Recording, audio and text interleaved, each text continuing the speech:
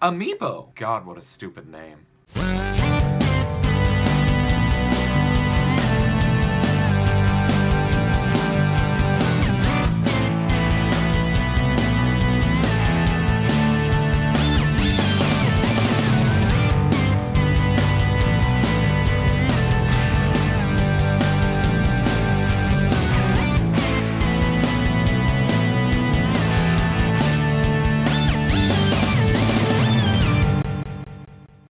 Alright, I'm only kidding.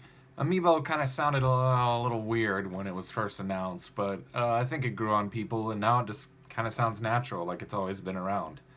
Am I an avid Amiibo collector? No. Do I enjoy collecting the ones that I want? Yes. I'm not a Smash Brothers purist, so I don't really have the urge to collect the entire Smash Amiibo series. I actually don't even play with many of the characters in Smash Brothers. I'm a casual Super Smash Brothers fan at best. I like the game a lot. I'm just not great at it, and a lot of the more Japanese anime-ish characters, I hate to say it, it kind of sounds disrespectful when I put it that way, but it's just not really my thing. I'm not that into that art style, really, or the games in which the characters come from, like Fire Emblem. I respect people who are, but I don't really feel the need in really completing the collection and spending copious amounts of cash on figures that I don't really have any interest in. They're not really characters that I really pine for by any stretch of the imagination, so I'm not really going to shell out much money on some of the rare ones that are hard to find, at least in the US. And I don't really mess with the whole Japanese import stuff. I mean, eventually I think I'm going to get around to getting a few more of the amiibos that have come out that I did want that were just harder to find. And I'm not the kind of person that's willing to really stand outside in the weather for hours in the early morning uh, to to get a toy, essentially. I realize these are toys. I accept that I'm a man child. I'm not really willing to go to those lengths to perpetuate my man child tendencies. I'm just not. I only go so far with it. Now, I did wait for a short period for a specific amiibo set on the day that it was released, but I showed up late. I did not wait long. I was not willing to wait a a very long time for it. Um, so I do admit that. But that said, I don't have a very impressive amiibo collection. But the ones that I do have, the ones that I've casually picked up, I am proud of. I do like amiibo. Not so much for their in-game functionality, except in some rare cases like the Shovel Knight amiibo. But mainly for their visual aesthetic. I like collecting figures here and there, especially Nintendo-related figures. So, without further ado, I'm going to go through my amiibo collection. Again, it's not very impressive. I just wanted to show it off, diversify my channel a little, and yeah, I'm going to do it in order here, the order in which I acquired them. So, first we have Mario. First amiibo I ever got. He's actually not that acquirable, believe it or not. Like, you can't walk into a store anymore and get this version of Mario, the Smash version. The Mario Party version of Mario, very easy to come by, but this one, he's actually been bumped up to an uncommon rank, so you won't see him much. Not expensive, not an expensive figure, not in the least bit to find online, but he's just a little more rare to walk into a big box retail chain and find. I'm not really a fan of the fireball here. I think it just looks a little silly. Um, it's a cool pose, and it's a nicely detailed figurine, and I like that it captures Mario being aggressive and mean, because that's not a side really that gets showcased for Mario, especially in a lot of his figures and toys and mock-ups that you see on posters and stuff. He's always very jovial, very smiling, given that look of kind of a hero, but here he's kind of just the badass Mario the Badass. So I do like that, just not a big fan of the fireball coming out. I think it would have been a lot cooler without that. It just kind of looks like a big booger. A big orange booger or something, you know. Next up, Donkey King. Love Donkey Kong. Did a video on Donkey Kong Country last week. So anybody who follows me knows that I love Donkey Kong Country and just about anything Donkey Kong. Again, nice pose for this figure. Kind of uncommon now. He was a Wave 1 figure, very easy to come by in the beginning, but now he's not quite as common to find. Yeah, I don't really have any complaints with this figure or his pose or anything like that. I think this little plastic see-through seat that he's on is a little jarring and a little out of place, and doesn't really look as good as some of the other amiibos that are posed in, I don't like, compromising positions to where it'd be harder to get them to stand. But yeah, overall, I like him. Next up, we have... I'm dropping Amiibo left and right over here. This is Link. The stand kind of kills it, but I suppose I can overlook it, you know, I guess. I guess it was necessary because they wanted to pull off this impressive pose. There's plenty of non-Amiibo Link figurines out there where he's just standing in a normal position, and by God, anything as dreadful as this Toon Link World of Nintendo action figure, this won't even stand up. So, in this instance, I'm gonna have to champion this little stand here, even though it's a little ugly, even though it's not very easy on the eyes. I'd prefer this to a figure that just doesn't stand up well. So, I like Link. Link's good. Next up is Kirby, who, along with Link and Donkey Kong Mario, I should say, is not as common to find upon walking into a store, but very cheap online. Nothing that's going to break the bank or cause you any stress trying to locate. No awkward, ugly, horrendous stand for him. They have him sitting down, which I like. It's about as simple as you can get in terms of Amiibo. Not a very sought after Amiibo. You don't really hear a lot about him, but I like the Kirby Amiibo. It's like a little gumball. Kind of just want to eat it. Next up, Diddy Kong. You got that weird melty looking gold / yellow stand that looks like the mosquito fossil from Jurassic Park. You got this again with Diddy Kong like you had with Link. But it's a necessary evil, I guess, to pull off this cool pose, and this is actually one of my favorite Amiibos that I own. I love the Nintendo logo there on his cap. Cool stuff. And this is Bowser. By far the heaviest Amiibo that I own. I believe he's the heaviest Amiibo there is. He might be outweighed by this Super Mario Bowser. The Bowser in the Super Mario line. Not sure. But, you know, just very hefty figure here.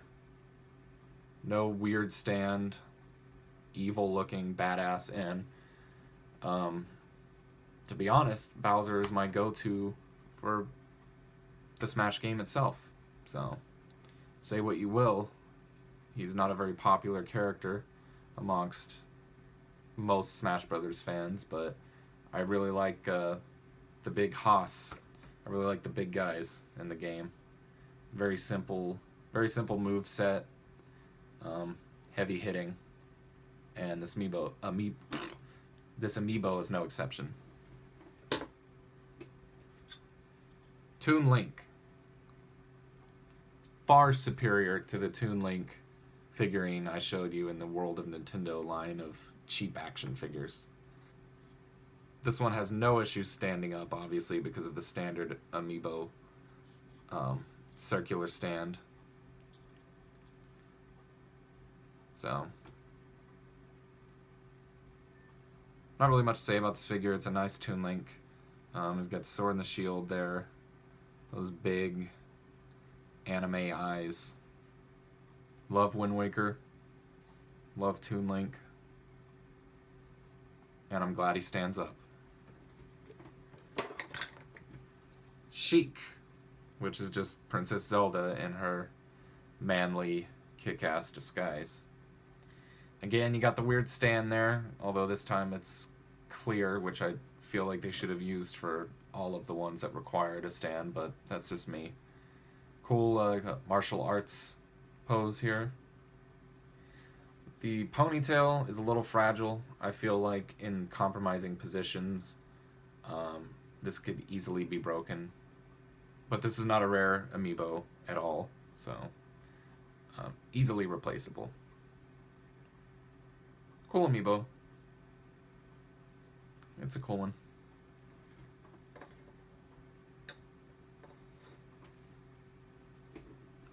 Alright, so the next two amiibos I'm going to show you, or I guess I should say the next four, are the ones that I stood out in line for. Because I just wanted to get a taste of what amiibo hunting, finger quotes, was all about, and it was a relatively easy, pleasant experience for me. I got there later than most, but early enough to get what I wanted, so although looking back, I should not have got this. I should not have got Silver Mario because he is very cheap and easy to purchase on Amazon and anywhere else on the internet now. You can't walk in anywhere and get him, but he's not going to completely demolish your wallet. I should have went with Wario. People thought that he was going to be quite rare and valuable, but Wario is actually the more hard to come by, sought after figure between the two. So, oops. Hopefully I will get Gold Mario down the line, even though he's one of the pricier amiibos out there because he was a Walmart exclusive, and he's just pretty neat looking, honestly. The silver one pales in comparison. I don't really see a lot of talk about people really admiring and cherishing their silver Mario amiibo, but whatever, it's cool to have. I'm upset that I didn't go with the Wario amiibo, but oh well, I'm glad I have it. And this is probably my favorite of all the amiibo that I own, the Splatoon 3-pack. This was unicorn for a while. I think it's just down to rare now. But this one will actually set you back monetarily. Not too much, but I mean, you can see why. These are awesome figures. This is the only way to get the squid, the Inkling squid figure in North America, at least. The North American version is by way of the 3-pack. So it was worth it for me to pick this up at its normal price at launch, and I'm glad that I waited outside for it. I'm not going to open them, I don't think. I think it's just cool to have them in the box as the 3-pack, even though it's the only way to get this gear. But it's been a while since I played Splatoon, so it's fine. Maybe one day I'll purchase a second Splatoon 3-pack, one that I will feel comfortable with opening so that I can unlock those DLC aspects. Alright, another favorite of mine, the classic color 8-bit Mario for the 30th anniversary of Super Mario Brothers. Funny story, actually. I was in Florida visiting my good friend Pat Dovell of Game Boys with a Z. Look up their channel. Cheap plug. Love you, Pat. This was actually kind of new at the time, and they were kind of hard to spot out in the wild and a little bit pricey online.